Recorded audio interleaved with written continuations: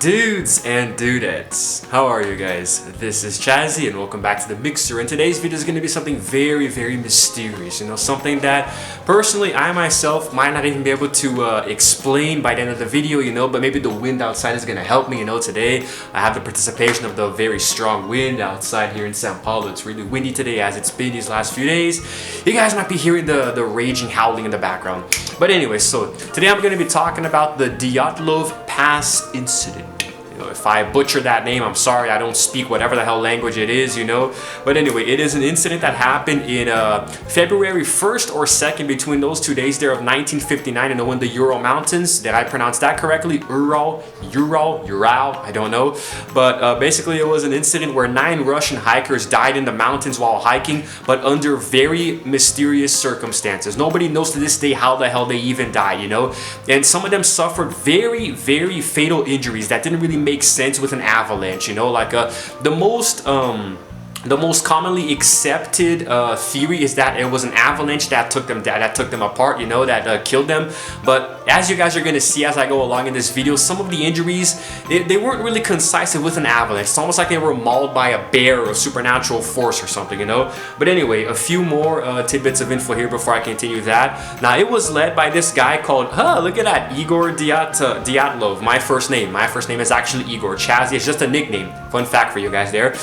So anyway, he established a camp on the eastern slopes of this place that I cannot pronounce to save my life, But anyway, throughout the night, something made them cut their way out of their tent and just flee into the I was gonna say the ocean, flee into the snow, and nobody knows why. Something inside just provoked them. Maybe they were all hallucinating or something, or they heard a sound that scared them, or something inside the tent maybe made them just go crazy, and leave.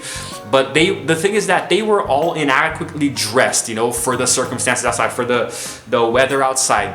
Because we're talking about sub-zero temperatures, so none of them were prepared for that. They weren't wearing the proper clothing, so they literally just ran out into a blizzard with probably wearing like their pajamas or something. So in just a few minutes they would have suffered hypothermia and died, but of course that would have been the least of their worries, So anyway, 9 ski hikers in total, There was a 10th skier who was present on the expedition, but apparently he left before the incident, so he actually didn't die with them, And then there were multiple deaths, physical trauma and hypothermia. I'm gonna get to that. So all of them died. 6 actually died. They were ruled out with hypothermia. 2 of them were dead because of chest trauma, and another one had a fractured skull. So there was some physical trauma as well. Now, I really don't know what to make of this. To me, it's actually really frightening. It's very scary. I will be giving my personal opinion about this too as it goes along, but I really don't understand how it works. I really don't understand how it works. I mean, I don't know, man. I mean, you could theorize that maybe it was an animal or something, or a supernatural force, but one thing that I do know, and I can guarantee you, even though I don't have any evidence, I can guarantee you that it was not just the avalanche or the hypothermia, because as you guys are about to see, the physical trauma was a bit too gruesome.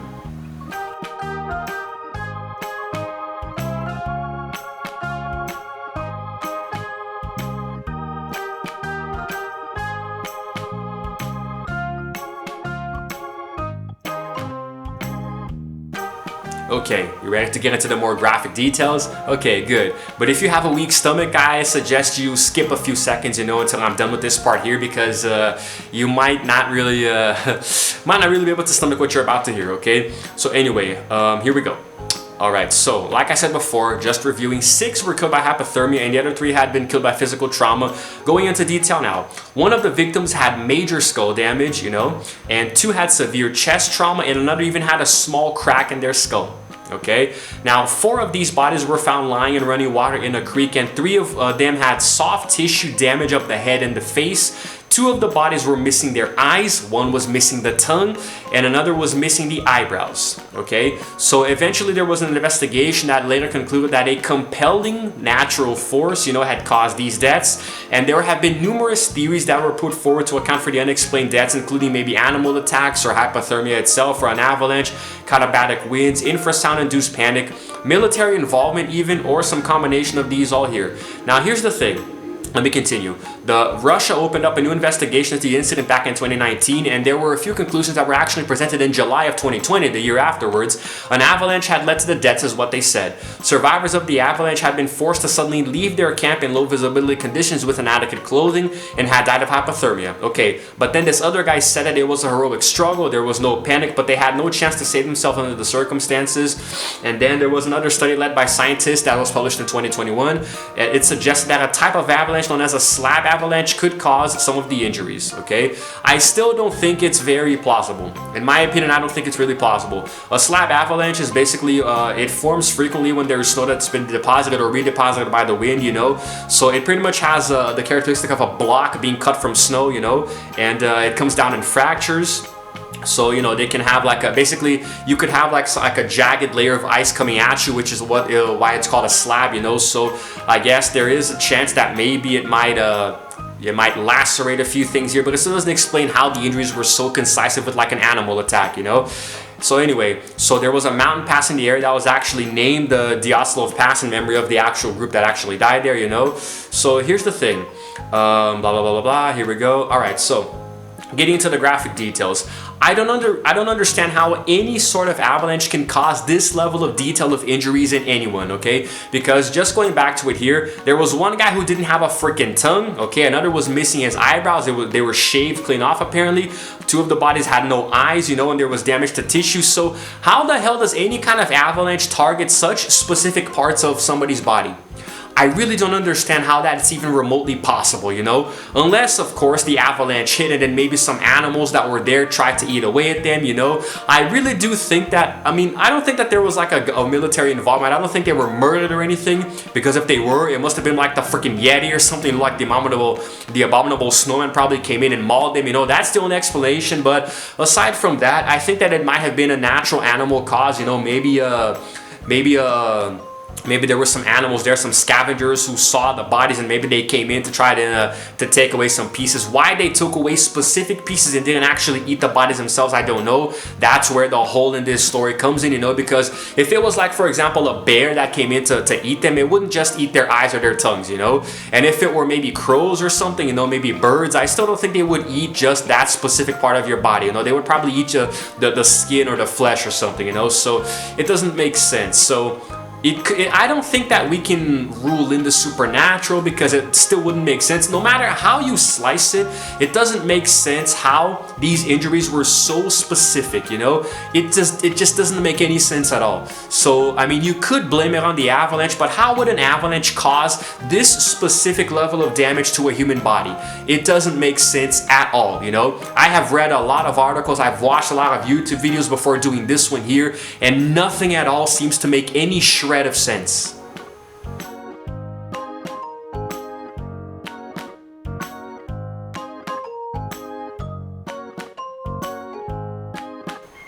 Okay, so now I'm going to talk about the actual discovery of the bodies that happened on February 26th, okay? And there are a few other details here that I think are going to be interesting for you guys. So the searchers found the group's abandoned and badly damaged tent, you know, on this place called Kalatsiaki. I'm guessing it was the mountain range there.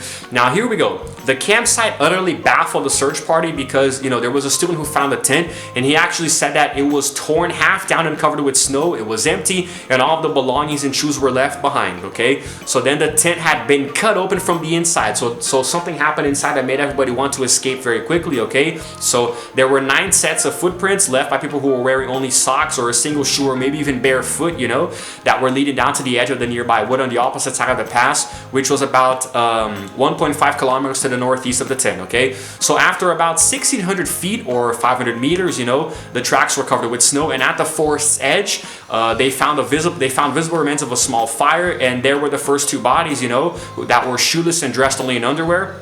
So right off the bat, we have a possibly very painful death by hypothermia, because if you're wearing only your underwear in freezing temperatures, you're gonna die, well, even if it's quickly or slowly, it's gonna be really painful. I can guarantee you that, okay? So anyway, and then the branches on the tree were broken up to 5 meters high above the ground, suggesting that one of the skiers had climbed up to look for something, maybe even the camp itself, before they got lost. And between the tree and the camp, the searchers found 3 more corpses, you know, who died in poses suggesting that they were attempting to run from the tent. No, sorry, to return to the tent, okay? And they were all found from that initial tree that the skier climbed up, you know, they were all found at distances of 980 feet away, 1,570 feet away, and 2,700 feet away from that tree. So everybody was trying to escape and possibly got further and further away, you know, trying to find the tent, and they got lost. And finding the rest of the other 4 travelers took more than 2 months. They were eventually found on May 4th under 13 feet of snow in a ravine 246 feet further into the woods from that initial pine tree. And 3 of the 4 were better dressed than the others, and there were signs that some clothing was actually those who had died first were removed for use by the others, you know, so maybe somebody died and then they took the clothes of that person and tried to use them to keep warm, you know. And so one of them was wearing this other guy's burned, torn trousers, and the left foot of that person and the shin were wrapped in a torn jacket, okay? So it was really crazy, guys, you know. This whole incident is really freaking crazy. It is bonkers, and I simply cannot wrap my head around it no matter how hard I try. To me, it just doesn't make any sense at all, you know? It's really, really freaking crazy. And like, honestly, I don't even think there is an explanation. Like, it's one of those mysteries that I think we are never going to get an answer to. Because as much as I would like to give you guys a concrete answer, it just doesn't make any sense. Because, okay, let's just say there's an avalanche or there's some sign of some cataclysmic activity happening outside that might suggest that the weather is going to hell. I mean, still, buddy, I mean, why would you leave the comfort of your tent that quickly? And even if you would, wouldn't you at least try to cover up? What the hell could have happened that made them want to get out so quickly that they couldn't even put on proper clothes, you know? So I don't know, maybe they were, like I said, maybe they were hallucinating, there was cabin fever or the tent fever, you know, and they heard noises outside, they got scared and ran out, you know? We're talking about 9 people, man. How the hell could nobody remember to put on proper clothing, you know? But maybe they couldn't go back because they got lost, there was a crazy blizzard, you know, and the avalanche disoriented them. It's totally possible, and I can understand you dying from hypothermia that quickly, but how some of them were missing certain body parts, you know, their eyes and their tongues and the eyebrows, you know, it really doesn't make any sense at all to me. But that's just the way I think, you know. I think that there are some details here that we are not being told as the general public, you know. Now here's the thing. If you guys have any more information about this, feel free to shout out in the comments below. Let me know what you guys know, because I'm legitimately curious. Because every single video that I watch on YouTube or every article that I read online, whether it's Wikipedia or otherwise, you know, it's all just theories, you know. And it seems like everybody is very, they are very open and accepting the idea of it having just been an avalanche. But there's no avalanche in the world that can explain these specific injuries, like I said before. So I am legitimately curious about this, you know. I'm putting this video out here giving you guys the information, you know. It is my opinion that it was not the avalanche that caused this, you know. Some of the deaths, sure, but like losing eyeballs and tongues, you know, and your eyebrows being shaved off or peeled off, whatever, I mean, dude, it doesn't make sense, you know. We can't like say that they were burned off because there was no fire there, you know. It was just a crazy snow blizzard, so it doesn't make sense in my opinion. But I'm really curious to know what you guys think. Okay, so let me know in the comments below if you have any updated information about this, you know. But we can't deny that it is still a very crazy mystery, you know, nonetheless. So yeah, man, it's pretty crazy. It's pretty crazy, and I really like to research about this because it makes me, I don't know, it's one of those mysteries that just it's good to talk about, you know. I don't know if I was able to insert any photos or videos here. I don't think there are any, you know, but whatever I inserted, I hope you guys liked it, okay?